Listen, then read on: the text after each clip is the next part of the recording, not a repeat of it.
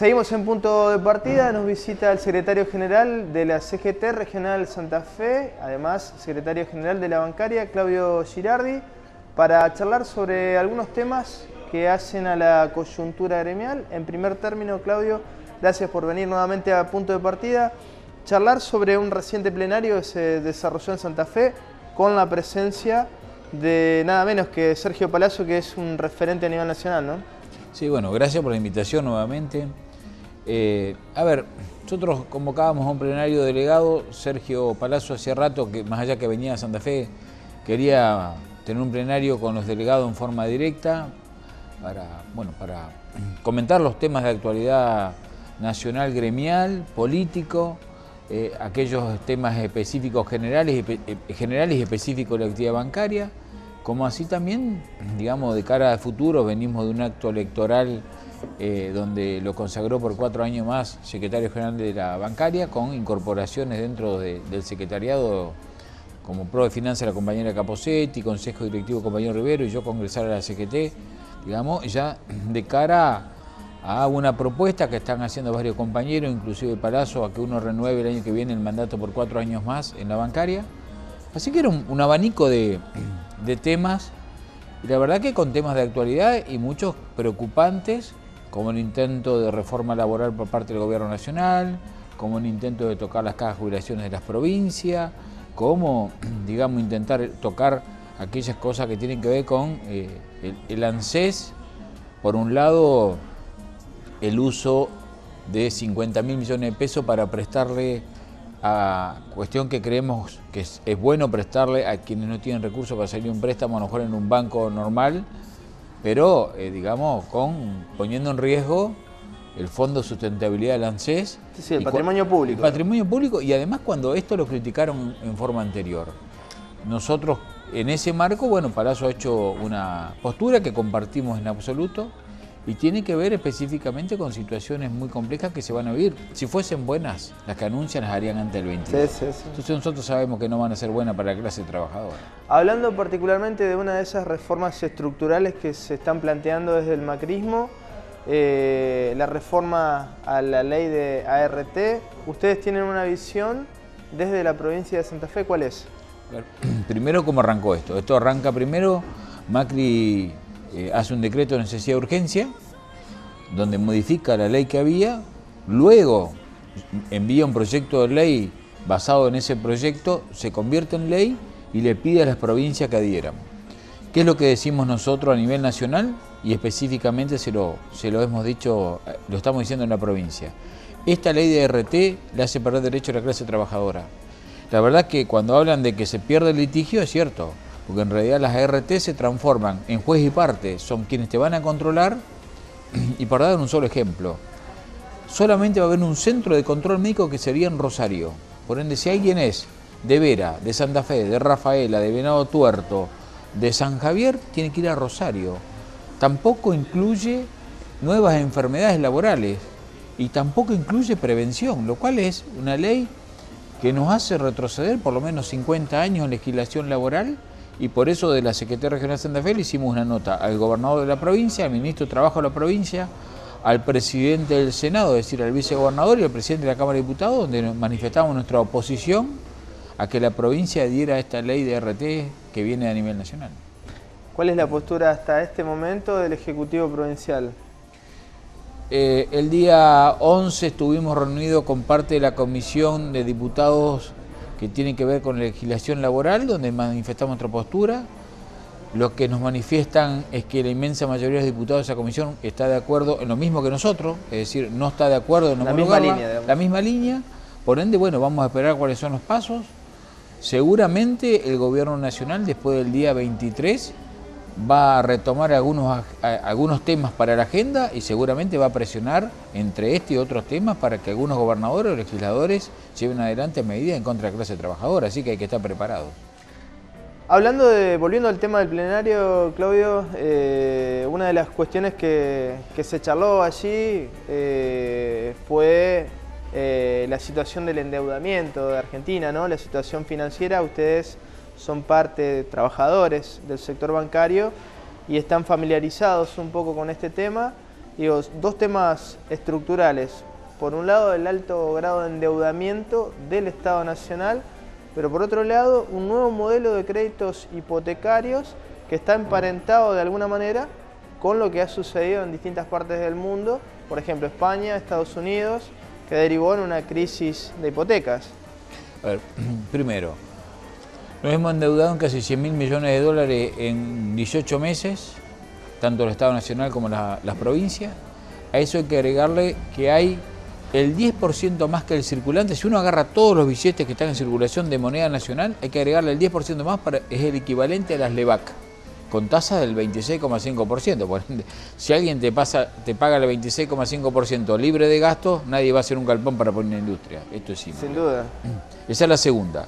La tercera es que intentan sacarle 20.000 millones de pesos de capital al Banco Nación, lo cual significa aproximadamente entre un 20 y un 25%, y lo pone en riesgo seguramente para que empiece a no dar ganancia, porque tenemos la visión de que pueden volver a 90 e intentar venderlo diciendo este banco no da ganancia, etcétera, etcétera.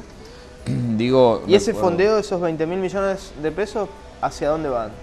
Irían a cubrir gastos, lo que está en el presupuesto, ¿no? Renta general. Digamos, va a cubrir los gastos de financiamiento del Estado. Lo que hay que decir también es que nosotros veníamos, ¿sí?, desde el año 55 hasta el primer gobierno de Néstor Kirchner, desde el 55 hasta el primer gobierno de Néstor Kirchner, todos los años hubo déficit fiscal, en todos los años, o balanza comercial o déficit fiscal, pero en ninguna tuvimos superávit. Solamente hubo 4 años de balanza comercial positiva, que fueron los 4 años de Néstor Kirchner. A posteriori hubo un deterioro, hubo alguna crisis internacional, se cometieron algunos errores, y se llegó al gobierno de Mauricio Macri. Bueno, ¿qué pasó? A lo que ellos criticaban, hoy se profundizó. Hay mayor nivel de endeudamiento. Estaban en el 6,6 o 7% entre nación y provincia por ciento respecto al Producto Bruto, y ahora solamente informan el de nación, que es el 6%. Si le sumamos las provincias, estamos arriba del 10% promedio. Entonces, en ese marco no es viable el país, porque en realidad, si uno toma deuda para hacer un puerto, si toma para hacer alguna ruta estratégica o alguna obra que seguramente la pagan varias generaciones, porque son obras estratégicas, sirve. Ahora, si es para pagar gasto corriente, o sea, si echaron 100.000 empleados públicos con la excusa, entre comillas, que eran ñoqui, pero tomaste 100.000 más, lo que hiciste fue persecución política, sacaste 100.000 del gobierno anterior y pusiste 100.000 vos. En realidad es eso. En ese marco va a seguir el nivel de endeudamiento y se siguen renovando bonos, letras del Tesoro, permanentemente con mayor nivel de endeudamiento en lo que corresponde a este año y lo que se prevé para el presupuesto del año que viene. Entonces estamos preocupados porque la cuenta alguien la paga. Si usted en su casa le entran 20.000 pesos por mes y empieza a gastar 23.000 para vivir, al cabo de un tiempo va a estar, en términos caseros, enterrado con la tarjeta de crédito, el almacenero de la esquina no le fía, ya no puede comprar un montón de cosas, además de pagar el crédito, el capital, hay que pagar los intereses y sale del mismo sueldo. Bueno, en Argentina pasa exactamente lo mismo.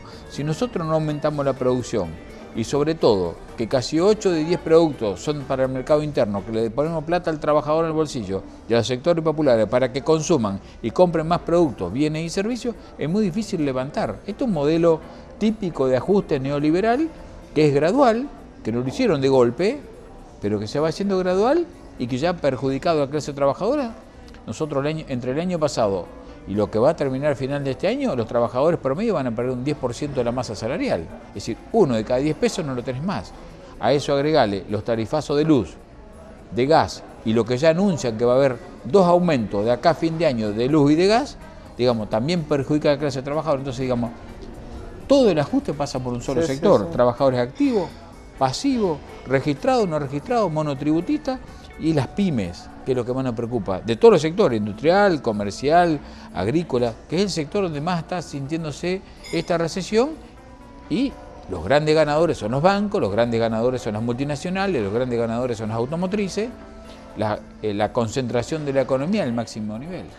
Volviendo sobre el tema de los créditos hipotecarios, y atándolo a esto que recién estabas comentando, Claudio, sobre el deterioro del poder adquisitivo de los trabajadores, se ha pasado de un modelo de crédito hipotecario con tasa fija a una tasa variable por inflación en un contexto donde los salarios retroceden. A ver, Lo que se llama UVA es el término de la aplicación de la inflación. Si la uva es una unidad de medida, como si usted compraría el litro de nafta, tiene un valor. Y a eso además tiene una tasa de interés. Es decir, aumenta el precio y además tiene un interés fijo. Eso es el crédito UVA. Entonces digo, ¿qué es lo que va a pasar? Acá en la época del proceso comunitario hubo una resolución del Banco Central, que era la 1050, tan famosa, que para los muy chicos, a los abuelos y a los de mi edad, a nuestros padres, hay que preguntar lo que fue la 1050 cuando muchos argentinos perdieron su casa con esa resolución del Banco Central. Hoy la UVA es parecida.